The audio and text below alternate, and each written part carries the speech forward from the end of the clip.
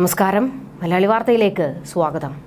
Tourism വകുപ്പിൽ റിയാസ് മറിച്ചതൊക്കെ മതി. കേന്ദ്ര ടൂറിസം സഹമന്ത്രി കളത്തിൽ.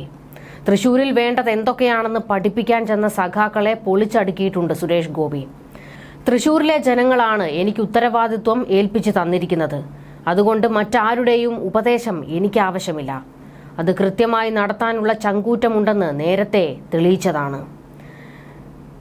മരുമോന്റെ ടൂറിസം ഉഡായിപ്പിന് സുരേഷ് ഗോപിയുടെ കിടിലൻ മറുപടിയാണ്. പിണറായി സർക്കാരിന് അന്തകനായി മാറിയിരിക്കുകയാണ് സുരേഷ് ഗോപി. വടി വെട്ടിയിട്ടേ ഉള്ളൂ, അടി തുടങ്ങാൻ പോകുന്നതേ ഉള്ളൂ എന്ന് സാരം. ടൂറിസം സഹമന്ത്രി എന്താണ് കേരളത്തിൽ മറിക്കാൻ പോകുന്നതെന്ന് സൈബർ സഖാക്കൾ നിരന്തരം ചോദ്യം ഉന്നയിച്ചുകൊണ്ടിരിക്കുകയാണ്. ട്രോളാൻ ഒരു പഴുതു നോക്കി നടക്കുകയാണ് CPM സൈബർ കൂട്ടം. ഒന്നും കിട്ടാഞ്ഞിട്ട് തൃശൂരിൽ കയറി അങ്ങ് പിടിച്ചു.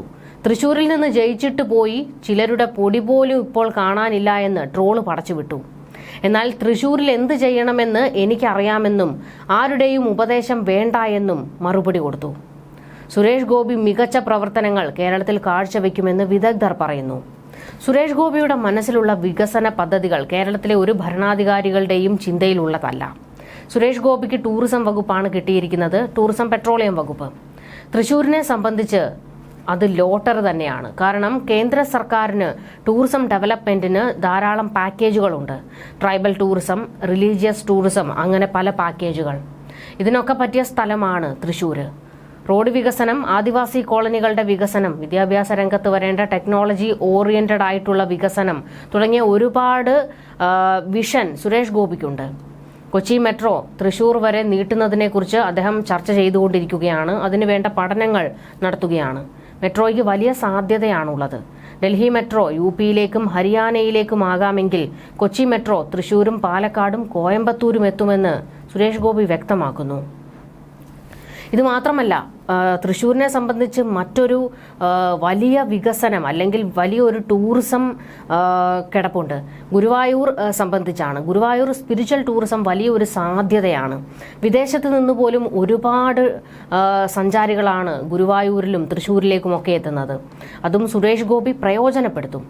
സുരേഷ് ഗോപി മണ്ടനാണ്, വിടുവായനാണ്, ഓവറാണ്, ഭരത്ചന്ദ്രൻ കളിക്കുന്നു എന്നൊക്കെയാണ് സഖാക്കൾ പരിഹസിക്കുന്നത്. എന്നാൽ ഏറെ കാഴ്ചപ്പാടുകൾ ഉള്ളൊരു മനുഷ്യനാണ്.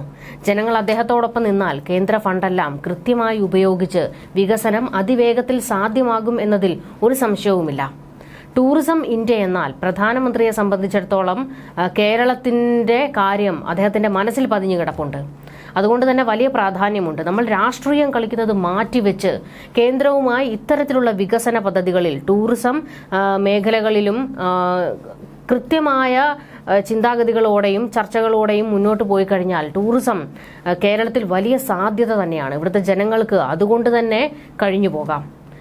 അതുപോലെ ശ്രദ്ധേയമാണ് ആയുർവേദവും. ആയുഷ് മന്ത്രാലയവുമായി ചേർന്ന് ഗുരുവായൂർ, ഏങ്ങണ്ടിയൂർ, ചാവക്കാട് പ്രദേശങ്ങളെ ഉൾപ്പെടുത്തി ആയുർവേദ വിനോദസഞ്ചാര പദ്ധതി ആവിഷ്കരിക്കും എന്ന ലക്ഷ്യവും സുരേഷ് ഗോപിയുടെ മനസ്സിലുണ്ട്. ആ തീരദേശത്തെ കണ്ടൽ വനങ്ങൾ സംരക്ഷിച്ചും കണ്ടൽ വനങ്ങൾ സൃഷ്ടിച്ചും ഒറ്റ ക്ലസ്റ്ററായി വിനോദസഞ്ചാരം സാധ്യമാക്കാനാകും. അതോടെ ആ മേഖലയിലെ സാധാരണ ജനങ്ങളുടെ വികസനം തന്നെ സാധ്യമാകും. കുറെ പേർക്ക് തൊഴിൽ ലഭിക്കുന്ന ഒരു പദ്ധതി കൂടിയാണ്. ആയുർവേദത്തെ സംബന്ധിച്ച് വിശ്വാസ്യത വളരെ പ്രധാനമാണ്. ഔഷധി അടക്കമുള്ള സ്ഥാപനങ്ങൾക്കെല്ലാം വിശ്വാസ്യതയുണ്ട്. അതിന്റെ എല്ലാം ഓഡിറ്റ് നടത്തി ഗവേഷണത്തിലൂടെ വിശ്വാസ്യത ഉറപ്പുവരുത്തി വേണം മരുന്നുകൾ വിദേശത്തേക്ക് കയറ്റി അയക്കാൻ. അത് ടൂറിസത്തിന് വലിയ സാധ്യതയൊരുക്കും. ലാഭം കൂട്ടാൻ എന്തും ചെയ്യാൻ പാടില്ല. അന്താരാഷ്ട്ര സമൂഹത്തിന്റെ വിശ്വാസ്യത നേടിയാൽ അത് വലിയ ഗുണം ചെയ്യും. ഇത്തരത്തിൽ കൃത്യമായ ഒരു അവബോധം സുരേഷ് ഗോപിക്കുണ്ട്. കഴിഞ്ഞ 3 വർഷമായി നമുക്കറിയാം പൊതുമരാമത്ത് വകുപ്പും ടൂറിസവും എല്ലാം കൈകാര്യം ചെയ്യുന്നത് റിയാസാണ്. എന്നാൽ ടൂറിസം മേഖലയിൽ എന്ത് തരം മാറ്റങ്ങളാണ് റിയാസ് കൊണ്ടുവന്നിരിക്കുന്നത്? അതാണ് ചോദിക്കാനുള്ളത്. അതായത് ടൂറിസത്തിന് കേന്ദ്രത്തിന്റെ പ്രത്യേക ഫണ്ടുണ്ട്. ഇതൊക്കെ കേരളത്തിൽ പ്രയോജനപ്പെടുത്തുന്നുണ്ടോ? എന്തുകൊണ്ട് എന്നിട്ടും കേരളത്തിന്റെ ടൂറിസം പിന്നോട്ട് പോകുന്നു എന്ന ചോദ്യം ശക്തമാണ്. കഴിവുള്ള ഒരാൾ നേതൃത്വം ഏറ്റെടുത്താൽ ടൂറിസം മേഖല വളരെ മികച്ച രീതിയിൽ മുന്നോട്ട് കൊണ്ടുപോകാൻ സാധിക്കും. വലിയ ഗുണങ്ങൾ ഇവിടുത്തെ ജനങ്ങൾക്കുണ്ടാകുമെന്നതിൽ ഒരു സംശയവുമില്ല. അത്തരത്തിൽ എല്ലാവരെയും ഒന്നിപ്പിച്ച് കൃത്യമായ വിഷനോടെ മുന്നോട്ട് പോകാൻ സുരേഷ് ഗോപിക്ക് സാധിക്കും. ഇവിടെയാണ് പക്ഷേ CPM രാഷ്ട്രീയം കളിക്കാൻ പോകുന്നത്. കാരണം മരുമകന്റെ ഏരിയ കയ്യേറി കയ്യടി മേടിക്കുന്നത് സുരേഷ് ഗോപിയാണ്. അത് മരുമകന് വലിയ ക്ഷീണം ഉണ്ടാക്കുന്നുണ്ടല്ലോ. അതുകൊണ്ട് വികസനത്തിനും ടൂറിസം മേഖലയിലെ വളർച്ചയ്ക്കും ഈ സർക്കാർ തന്നെ തുരങ്കം വയ്ക്കുമെന്നതിൽ ഒരു സംശയവുമില്ല. ന്യൂസ് ഡെസ്ക് മലയാളി വാർത്ത.